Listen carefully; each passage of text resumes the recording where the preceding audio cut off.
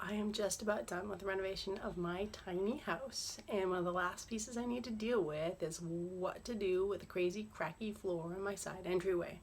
Today I'm waiting for my friends from Boston Stone Restoration to help me come up with the plan of action. Hi. There, good. So today what we're going to do is we're going to grind this whole surface flat. We're going to take off the paint. We're going to even up the level of the concrete. And then what we're going to do, once all that is removed, and so that's our most basic prep, we're going to open up these cracks all the way the length of the installation to receive the epoxy fill, the colored epoxy fill that we're going to put in there.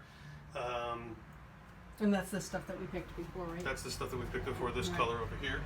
Okay. And so we're going to put it in both of these cracks, and then we're going to call it a day. There's actually one more step that I'm going to do. I'm going to apply a chemical called densifier. Okay. What that's going to do is it's going to make the concrete harder, and when we go to grind it, it's going to make it easier for us to close up the pores and tighten up the pores, finally making the shine that we're looking Okay. for at the end a lot higher and Okay. nicer.